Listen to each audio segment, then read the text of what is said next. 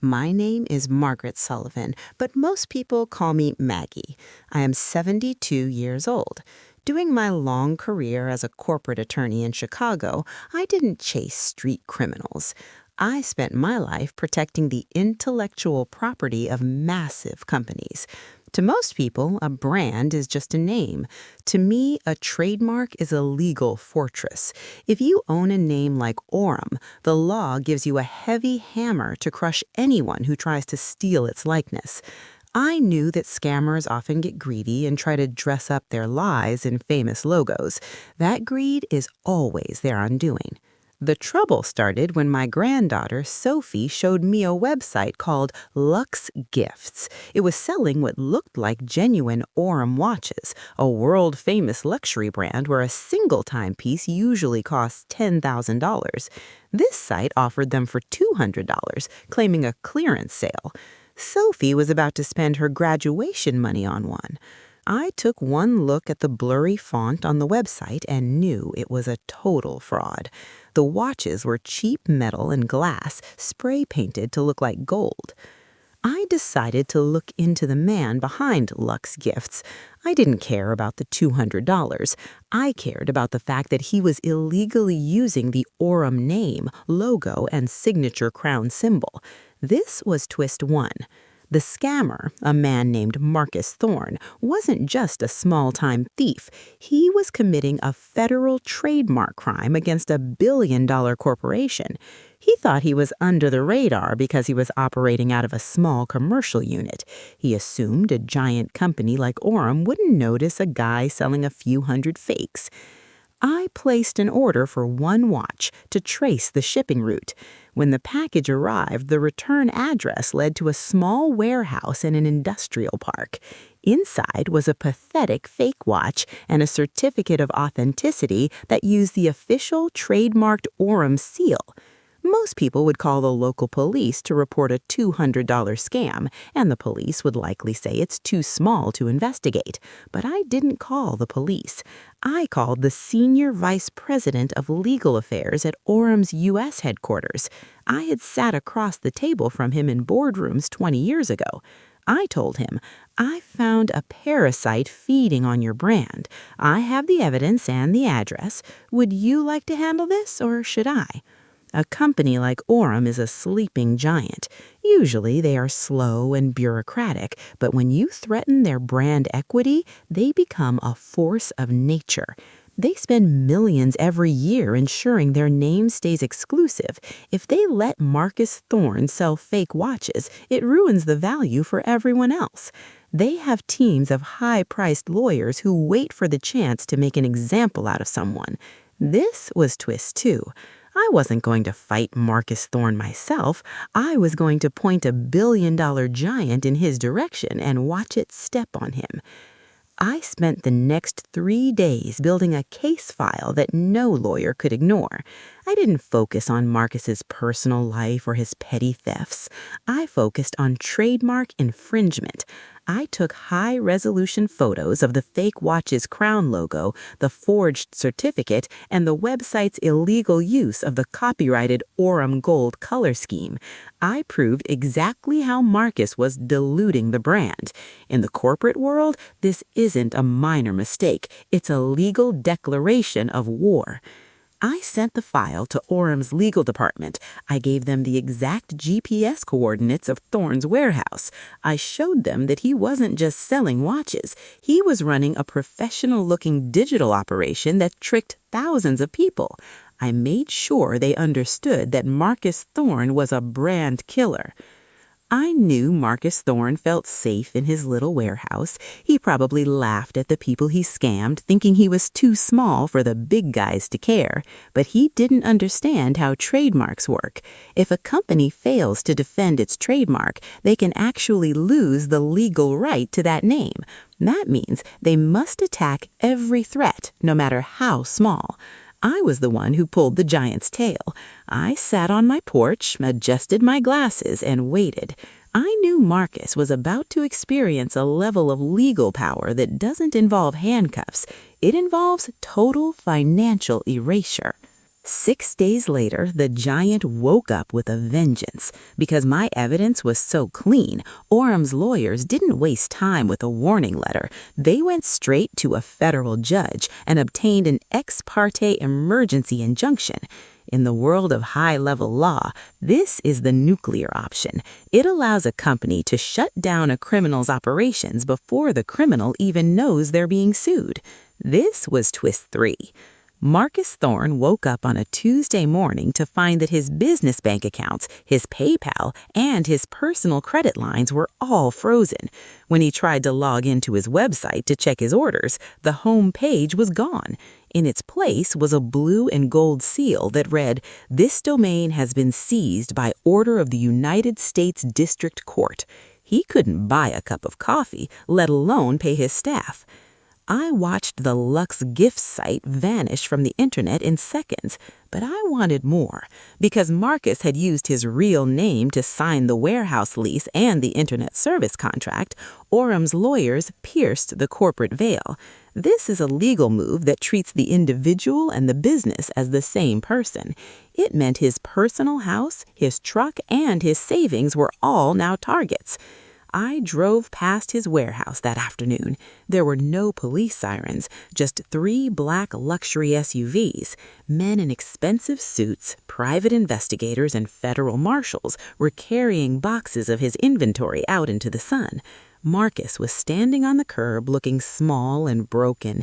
He was yelling, "It's just a trademark. I'll stop. Just give me my money back." He still didn't get it. He thought he was in a fight over a few watches. He didn't realize he was being hit by the combined weight of a global empire's legal machine. I didn't stop my car. I just smiled. He tried to use a famous name to steal a few dollars. Now that name was the weight that was going to sink his entire life. In a normal theft case, you pay back what you stole. But in federal trademark law, there is a terrifying rule called statutory damages. Even if Marcus Thorne only sold 10 watches, the law allows the court to fine him up to $2 million per violation. This was twist 4. Marcus wasn't looking at a refund. He was looking at a debt that would require 5 lifetimes to pay off. I knew Marcus would try to beg. He would offer to apologize and close the shop. But Aurum's lawyers weren't interested in apologies. They wanted to make him a living ghost, a warning to every other scammer in the country. They had an unlimited budget to keep the lawsuit going for years, while Marcus couldn't even afford a public defender. He was a mouse in a room with a cat that wasn't looking for a meal, but for a lesson. My old friend from Aurum's legal team called me that evening. He told me Marcus had broken down during the initial hearing, crying and claiming he didn't know it was that serious. But the law doesn't care if you're sorry. Aurum had already seized his warehouse equipment and was filing a lien against his personal property to cover their legal expenses. The lawyer's fees alone were already higher than the total profit Marcus had made from the scam. I felt a deep, quiet satisfaction. I hadn't spent a cent of my own money or a minute of my own time in a courtroom. I had simply used my brain to connect a greedy thief with a protective giant. I let the system do the work. Marcus Thorne had tried to use the image of luxury to trick my granddaughter. Now that luxury brand was a chain around his neck, dragging him into the depths of bankruptcy. He would never sell so much as a shoelace again. The end came with the stroke of a pen. Marcus Thorne realized he had no escape. He couldn't fight a billion-dollar company with 100 lawyers. He was forced to sign a consent judgment. This is a document where you admit you are a criminal and agree to whatever terms the other side dictates just to make the nightmare stop. The final judgment against him was for $5 million. Marcus lost everything. The warehouse was gone. His truck was sold at a court auction. His house was foreclosed on to pay the legal fees. He was forced to move into a tiny, run-down basement apartment and take a job as a night shift dishwasher. Because of the way the judgment was written, a large portion of every paycheck he earns for the rest of his life will be automatically sent to the Aurum Corporation. He isn't in a prison with bars, but he is in a financial cage. This was twist 5. A jail sentence ends, but a $5 million federal trademark judgment is forever. It cannot even be erased by filing for bankruptcy. I saw him one day a few months later while I was waiting for my car to be washed. He was walking down the street, head down, wearing a stained uniform. He looked 20 years older than he did on the day the marshals arrived at his warehouse. He didn't see me, and he certainly didn't know who I was. To him, I was just a grandmotherly American lady sitting on a bench. He had no clue that Maggie Sullivan was the one who had destroyed his world with a single phone call. I walked back to my car, feeling the weight of justice. Most people think cybercrime is about hackers and hoodies. I know better. The world is built on contracts, names, and ownership. If you try to steal a name that is protected by a giant, you're going to get crushed. I drove home to my quiet house, thinking about what I'd do next. Marcus Thorne was a dead man walking, and I still had a whole list of scammers to audit. The trademark trap was closed tight. In the corporate world, a victory isn't real unless you tell everyone about it. Aurum didn't just take Marcus Thorne's money, they took his future. They sent out a massive national press release to every business journal and news outlet. The headline was, "Global Brand Aurum Crushes Counterfeit Operation, $5 million Judgment Awarded." Marcus's full name was featured in every single article. This was twist 6. Before this, he could have just closed his shop and started a new scam under a different name, but now he was unhireable. Whenever a landlord, a bank, or an employer searched his name, the first thing they saw was a federal judgment for massive fraud. He was a social and financial pariah. He was radioactive in the eyes of the law and the public. I sat in my library reading the news reports with a cup of coffee. This was exactly what I intended. Most victims want a scammer to spend a year in a jail cell, but jail is just a temporary stay. I wanted a permanent erasure of his reputation. By using trademark law, I had made Marcus Thorne a permanent outsider. He was a man with a massive debt and no way to ever build a career again. I also noticed something else. Within days of the news breaking, several other luxury clearance websites suddenly went offline. The other small-time scammers realized what happened to Marcus and realized that the giants were finally hunting. By taking down one man, I had accidentally protected thousands of other families. I wasn't just a lawyer, I was a gardener, pulling a poisonous weed out of the ground so the rest of the neighborhood could breathe. It was a beautiful, unintended consequence of my revenge. Sophie came over for lunch a week later. She had seen the news about Luck's Gifts being shut down and the $5 million fine. She looked pale as she read the article. "Grandma Maggie," she whispered, "did you see this? That man who sold me the watch, he lost everything." "Everything? How did he get caught so fast? The police usually take forever." I smiled and patted her hand. "The police are for people who break the speed limit, Sophie," I said gently. "But when you steal from a billion-dollar company, you're not dealing with the police. You're dealing with the owners, and owners have very, very long memories." I didn't tell her that I had provided the memory. I wanted her to learn a much more valuable lesson about the world. I took her into my study and showed her the basics of intellectual property. I taught her how to check for a registered trademark symbol, how to verify a company's physical headquarters, and how to spot a shell company that has no real history. This was twist 7. My revenge wasn't just about the person I hurt. It was about the person I helped. I wanted to make sure Sophie and her friends would never be victims again. I wanted to turn her curiosity into a shield. She spent the afternoon asking questions, and I could see her eyes opening to the way the world actually works. She realized that the cheap deal wasn't a lucky find, it was a lure. She learned that if a price seems too good to be true, it's usually because someone is breaking a law to give it to you. By the time she left, she promised she'd never buy anything from a social media ad without checking with me first. That was my second victory. The first was crushing Thorne. The second was making sure he had no more targets in my family. Module 8, The Golden Thank You.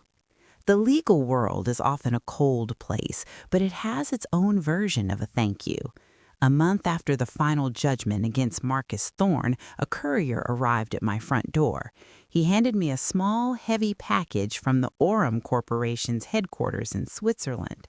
Inside was a handwritten note from the CEO and a small, velvet-lined box.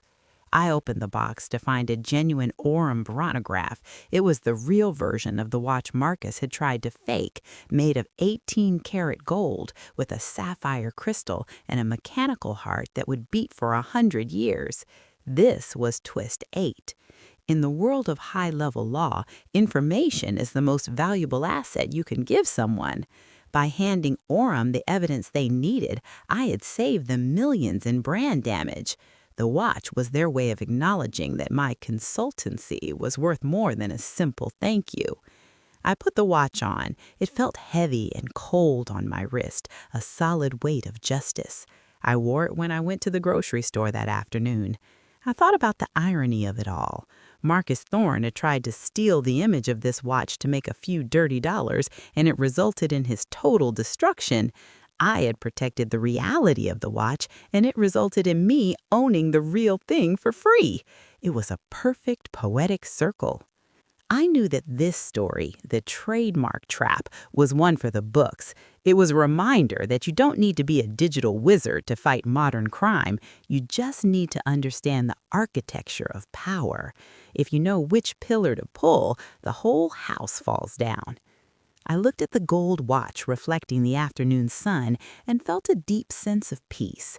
The giant was back to sleep, the thief was a memory, and Maggie Sullivan was still the sharpest mind in the room.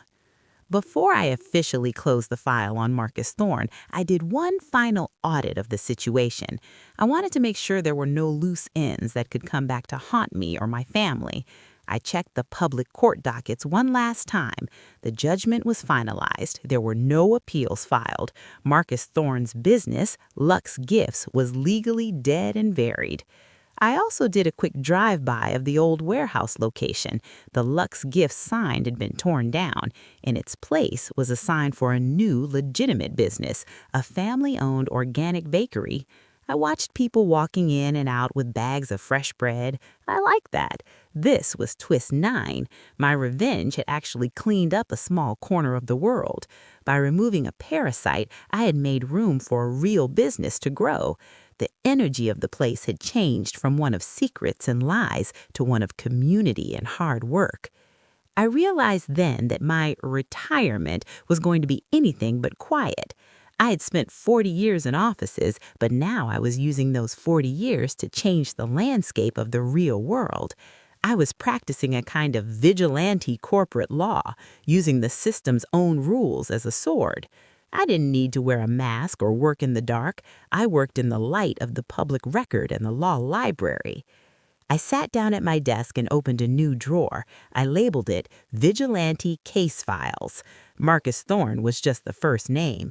There were scammers using fake rental listings, scammers using fake medical advice, and scammers stealing people's identities. Every one of them was breaking a different law, and for every one there was a different giant I could wake up. I felt younger than I had in years. I wasn't just a 72-year-old grandmother. I was the most dangerous auditor in America. I ended my day by sitting on my porch, watching the sky turn purple and orange. I looked at my gold watch and thought about the warning I would give to any young scammer sitting in a basement somewhere thinking they are clever. My warning wouldn't be about morality or doing the right thing. It would be a cold legal reality. I would tell them, you think you are hidden by your computer screen. You think the world is too big to notice you, but the world is a web of names, trademarks, and taxes. You are walking through a field of sleeping giants, and one day you are going to target the wrong person. I thought about Marcus Thorne, probably scrubbing plates in a hot kitchen right now. He had targeted my granddaughter, and in doing so, he had invited Maggie Sullivan into his life. He didn't realize that an older woman with a library card and a phone book could be more dangerous than a SWAT team. This was the final twist 10. The worst part of his defeat wasn't the loss of money, it was the realization that he was ruined by someone he completely dismissed as just an old lady. I went inside and made myself a cup of tea. My house was silent, my files were in order, and my watch was ticking perfectly. I was ready for the next challenge. I knew that tomorrow another fake ad would appear or another scam email would land in an inbox, and when it did, I would be waiting with my pen, my phone, and my 40 years of legal knowledge. The trademark trap was just the beginning. The giants were ready, and I was the one who knew how to wake them up. I turned out the lights, a very happy and very dangerous retired lawyer.